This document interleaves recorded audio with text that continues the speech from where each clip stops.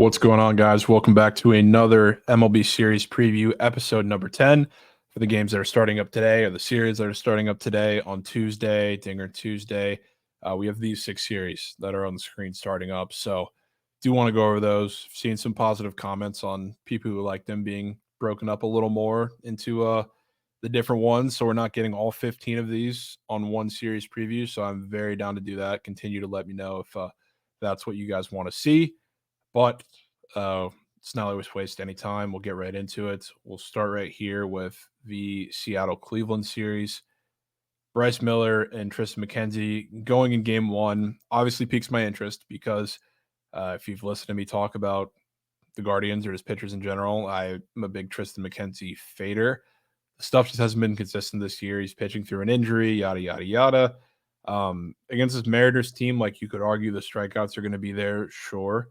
But the power is also there. And Tristan McKenzie, I believe, is still giving off the most home runs in the league. Now, I do believe it's not the best conditions in Cleveland. I think the wind's coming in a little bit. It's already a big stadium. So usually we're only like targeting games there for runs with the wind blowing out. But I wouldn't mind going back to it today for that reason. And then also you have on the other side, Bryce Miller, who he's been fantastic this year. Mariners pitching staff has been absolutely lights out. Definitely better at home than you are on the road. That'll be the story for pretty much every pitcher because the Seattle pitching environment is fantastic. But another thing that I guess applies to pretty much all these Mariners pitchers, really, really good against righties, but against lefties, they're a little more susceptible. Now I can show you his exact numbers because it's semi-drastic. I guess it's gotten a little lower. The gap's gotten a little lower as of recent, but can look at some of his splits here, bring those up. Why is it going so fast? Right here, you can see it. The gap's closed, but still definitely more vulnerable, especially in the power aspect. You see the 9 home runs there and similar number of at-bats, and the walk issue is definitely a little more there as well against lefties. And the problem with Bryce Miller is I would love to back him against a right-hand dominant lineup, but this is probably around the lineup you're going to see from the Guardians today. You're probably going to see David Fry in there as the only true righty, and you just might get the lineup with loaded with lefties pretty much everywhere. I guess this is confirmed now, so this is the one that you're going to be seeing. So yeah, David Fry only lefty or only righty, and he's been hitting well, period. But going to be overloaded from the left side. Bryce Miller is today, so I do think he is a little vulnerable to some runs of his own that he's going to give up against this Guardians offense. So I don't mind runs in this game. I still probably would lean the Guardian side, probably because I like the matchup a little more for them against Bryce Miller than I do necessarily the Mariners against McKenzie. But I can see it coming from either way. I do think a first 5 over could be in the works here. The bullpens for both sides are really good, especially on the Guardian side. So don't know if I completely trust runs coming out of the back end of this game, but those pitchers I think are susceptible to give some runs. Now, when we get to the second and third games of the series, Brian Wu is the same story, but he's been just absolutely unreal as of late. I've been worried about him specifically because the gap was even wider than like a Bryce Miller with how good he's been against lefties compared to righties. But I mean, that's just closed significantly recently. And truth be told, like the strikeout stuff hasn't been elite from him, in certain areas. Like he did have 6 against the A's, but that's the A's who have led the MLB in strikeouts for against righties pretty much the entire season, but especially as of late. But he had, 2 against the Angels. He had 1 against the Nationals, which they're working their way down. So, I mean, they don't strike out much. But again, strikeout stuff hasn't been elite, but he's just finding ways to get outs. And I think that's kind of worked more towards his style of pitching. Now, again, he's going to be facing a lineup like the A's have plenty of righties. The Angels have plenty of righties. The Nationals do have a couple lefties in there. CJ Abrams, Eddie Rosario. We'll talk about some of those guys in a second. But you see, that's the spot where he gave up a couple runs. So I do worry about him a little bit too in that matchup, which again, reminder, look at this lineup for the Guardians. You're probably going to see the same thing rolled out tomorrow.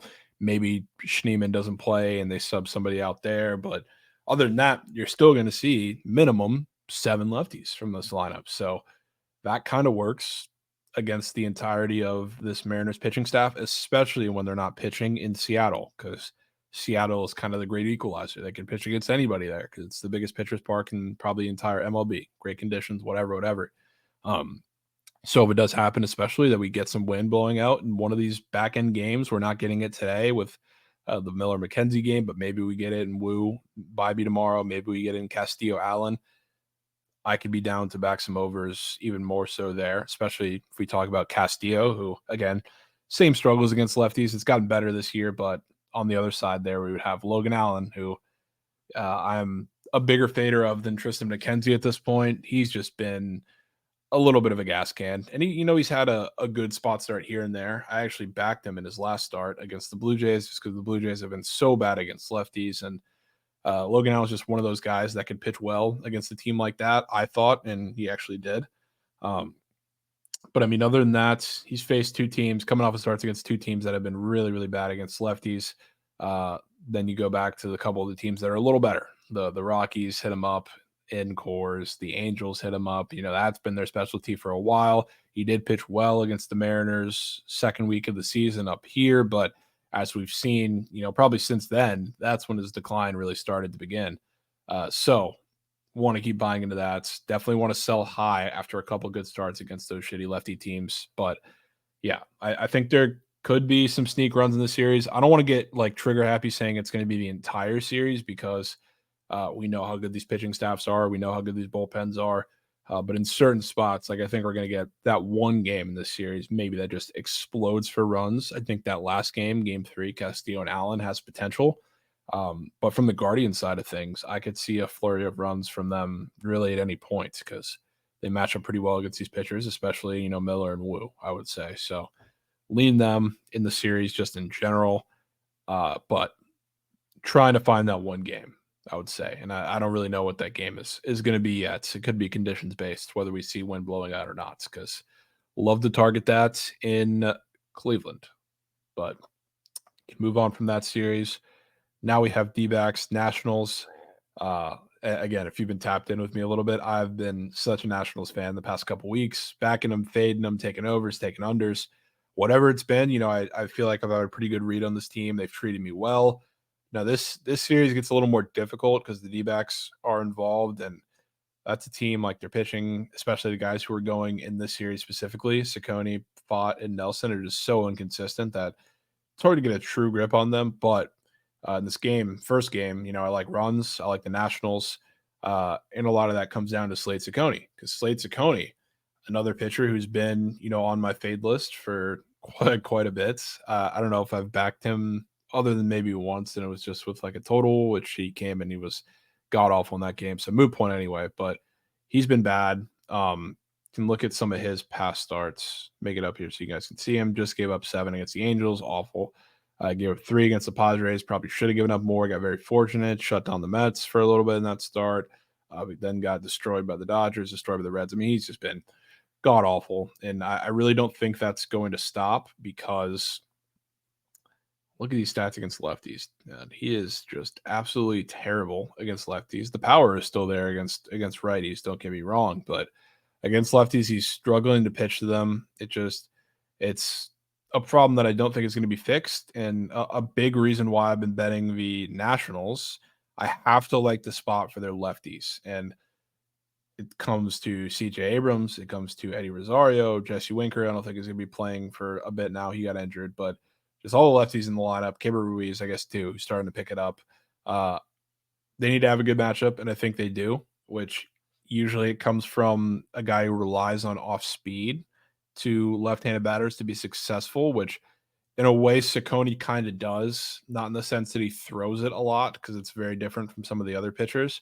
He doesn't throw it a lot, but if you see, he has to throw the slider because look at where the fastball ends up in the zone. It is dead red, middle of the zone, just terrible pitches. He has no command of it. He just leaves it over the middle, which is why he's forced to use that slider, which either sits in the zone or is down here, not a competitive pitch whatsoever. So he needs these off-speed pitches to play off of the fastball, or else the fastball is going to get destroyed. So I think against the Nationals, that's not going to work today. So other than the fact that he's just been a really bad pitcher, I think he sets up pretty poorly against the Nationals. I think they score runs. Jake Irvin on the other side, like he's due for a blow up start. He's been dancing around it for a while. Maybe it comes today. He's rocking a 3 ERA, just about flat. He's been able to command the strike zone well. The walk rate's down. He's keeping the ball on the ground a lot better than he was earlier in the season. Still giving up some hard hits though, which I guess is a little bit of the concern. And he was dancing around runs in this Tigers start. Came out there with one. He was bad early on, settled in. He was really good against the Braves for both of these starts. Really, Guardian start, he somehow managed to get his way out there with just two. So again, I wouldn't be surprised if it finally bites him and he gives up a couple in this game. But I think the matchup is just so great for Slade Ciccone and the or for the Nationals against Slade Ciccone that I'm willing to take them on the ML. And then we get the back end of the bullpen. I would say that's a pretty much even matchup at this point. So I mean, you could make a great argument for the over. I'm just siding with the Nationals because that's what's been treating me right lately. And I don't want to bet on the Jake Irvin, blow up start because I've kind of thought it's going to happen in the back of my head, even when I back him in certain areas, and it just hasn't. So I'm going to keep riding that train until it doesn't. So like the Nationals in this series, like them in game one. I definitely can't get around to taking them in game two with Patrick Corbin on the mound, which I don't know if he's been worse than last season. He hasn't by the numbers very clearly, but it seems like he's getting there. 5.84 ERA. I mean, this is just god awful to look at. In these last couple starts, I mean, he's just been bad, minus like the day game start where he magically is Cy Young every time. Destroyed by the Mets again, like somehow found his way against the Guards. Destroyed by the Mariners. Destroyed by the Twins. You gotta, just stuff like that. I can't trust him even against this D-backs lineup. There's not going to be many whiffs. He's not going to produce him either. So that's probably a game that I would feel good about the Snakes taking in this series. I think Fott could pitch well as well. But then we get to Ryan Nelson, Mackenzie Gore. I obviously like Mackenzie Gore in that matchup. So strongly into the Nationals in the series. I think I want to keep riding the wave with them with how good they've been playing lately. And I think that's going to last until they play some, really good teams, call it, in the next couple of weeks. So that's where my head's at in that series. Baltimore against New York is going to be such a good series. Such a good series. And I think it's going to have a true playoff feel to it, which is why first game, we have a 9 total, high total. Nobody likes Nestor Cortez. Albert Suarez can't really stop getting away with it. Two pitchers that I guess nobody's really incredibly fond of, which is why I guess the over is pretty popular today. I kind of like the under. And again, it goes back to just my feeling that it's going to have a playoff feel in this matchup. But if you go to the actual X's and O's of this matchup, probably terrible to use a football reference while we're talking about baseball, but is what it is. I mean, the Orioles against left-handed pitching this in last 30 days, what we're looking at right here. Tough, probably a little tough for you guys to see, but I'm going to call it out. Just 21st in the league, 89 WRC plus. They haven't been good, and it hasn't really even been competitive. The numbers could be even worse if it wasn't for one blow-up start that, lefty had against them. So Nestor Cortez, who has also been absolutely nails when pitching in Yankee Stadium. We've talked about all the times to fade him when he's pitching on the road. He's not there tonight. He's in his little fortress. I think he's going to have a pretty solid start. We can bring up his splits real quick here. But yeah, he's been lights out at home against a team now who has been bad against left-handed pitching as of late. I think that continues. As you see right here, 177 at home in 7 starts, 557 and 8 starts on the road. I think those trends continue, and I think he pitches a good game for the Yankees tonight. And on the other side of that, we have Albert Suarez, who again, this is a guy I want to fade eventually, but he's pitching well right now.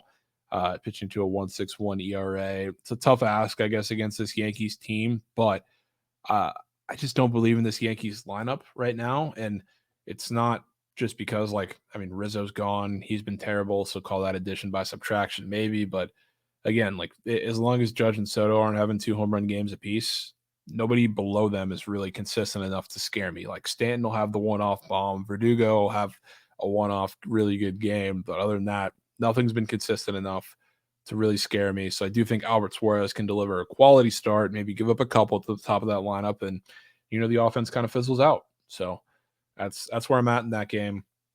The one guy who I definitely would say I am having trouble thinking he's going to do well against the Yankees comes in game 2, and that's Gabe Povich, which I've been zigzagging with him so far in his first, 2 starts. I faded him initially in his debut, or was going to fade him. I didn't end up pushing the button, but faded him or wanted to fade him against the Blue Jays.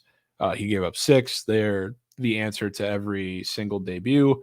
And then against the Braves, I backed him because that was a team and a lineup that's struggling right now. And what he did is basically dare them to hit. And how he does that is look where this fastball is. This is one of the reasons why the Orioles brass were a little nervous to bring him up in the first place. He has kind of that Slade-Ciccone syndrome where the fastball finds the middle of the plate a lot. That works against the Braves, or worked at that time because, that lineup wasn't clicking. Guys weren't seeing the ball well. You're daring them to hit. It's not going to work against the Yankees. So I think that start could get pretty ugly for Cade Povich against the Yankees. Uh, which again, like I don't think he has good enough command of that off speed just yet. I know the curveball shown flashes of being really, really nasty, but I don't think it's good enough to get the top of that lineup super uncomfortable. So again, that's one where even if we are relying on the top of the lineup, like often happens with the Yankees, I do think it's probably not the best start for Cade Povich. And then you have Garrett Cole coming back as well. I think that's just a good outing from him that energizes the whole team. They've been waiting for their ace to come back. They haven't missed a beat without him. They've been even better than a lot of people expected.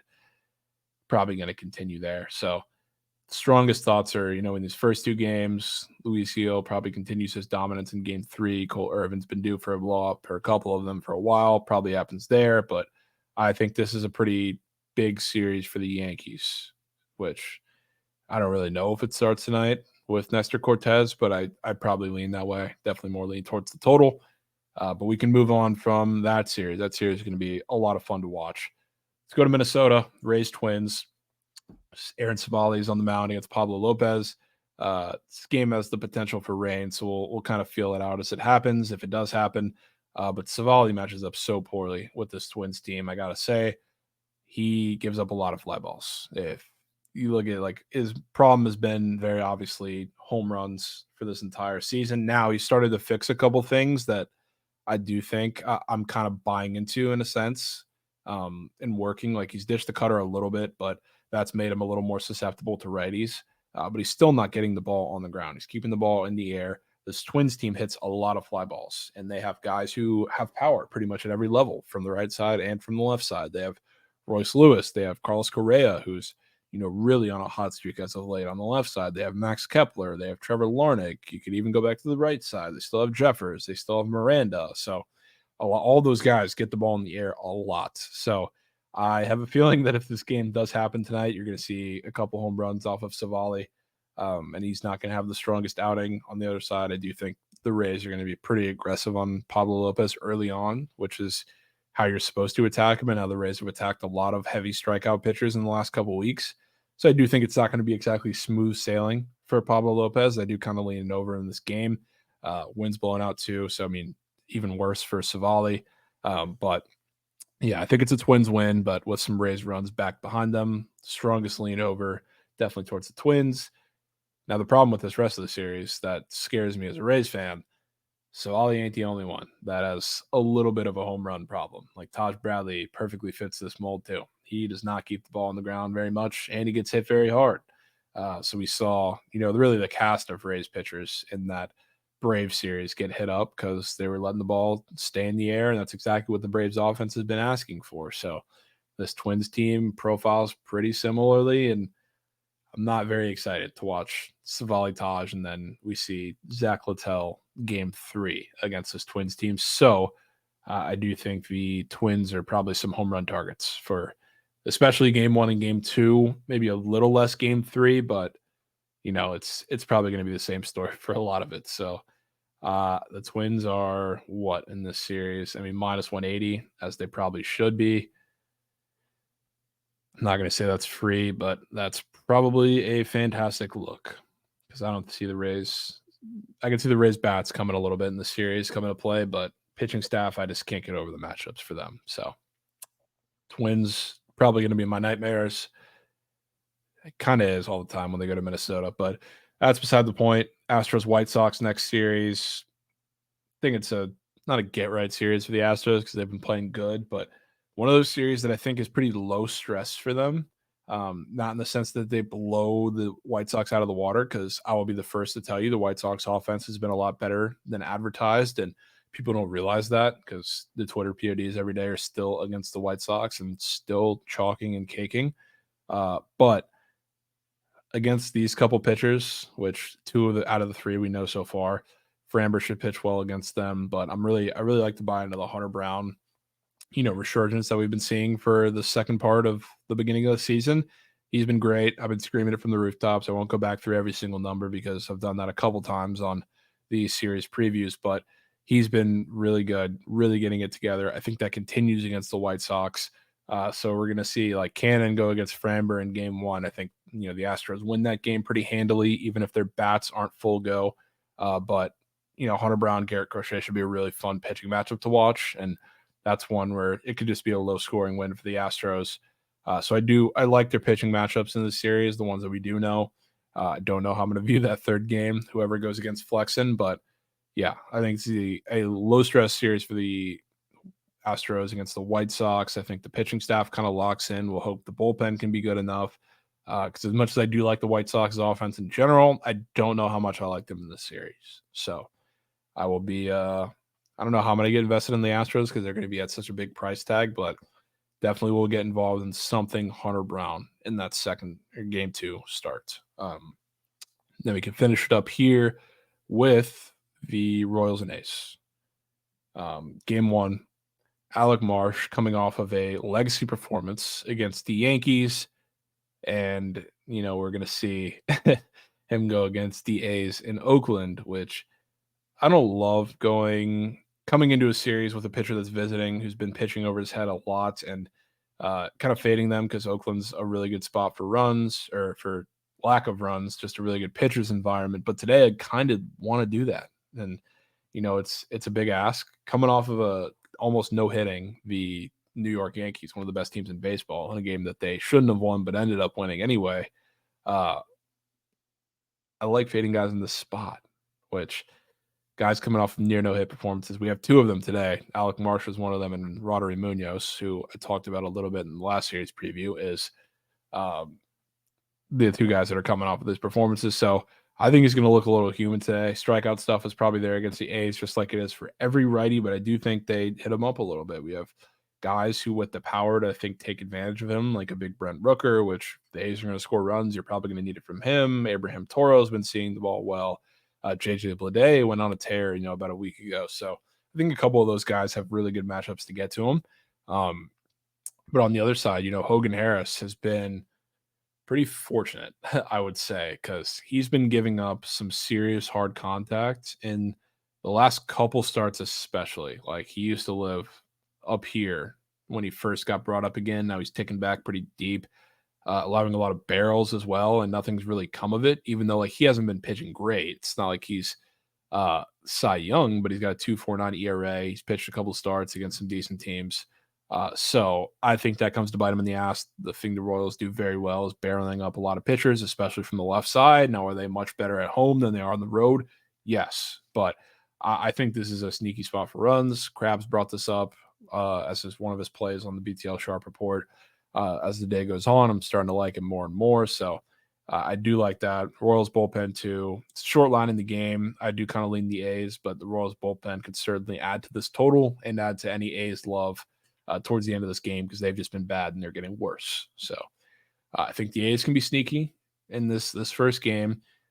Game two and game three, though, Cole Reagans is probably going to deal against this A's lineup, especially in that pitcher-friendly ballpark, which would be huge for him as he's been giving up a lot more fly balls recently as well. On the other side of Luis Medina, decent stuff, but so inconsistent. So Royals could cruise through that one. Seth Lugo's coming off of not his best start either against the Yankees, so I think he can get it together, even though Mitch Spence has actually been somewhat decent for this team. So I do think the Royals can kind of settle into this series the deeper they get, but I do like runs early on in the series and would not mind tapping into that tonight. So that'll do it for the series preview, just these 6 games, 6 series that are starting up today. Let me know if you guys would continue to like to see it spread out like this, so we're not getting all 15 at once, but you can do it however you want it. Keep leaving the comments so I know. But appreciate it. Appreciate you guys for tuning in. If you're watching all the way to the end, good luck with your bets, and let's get some W's this weekend or week and week.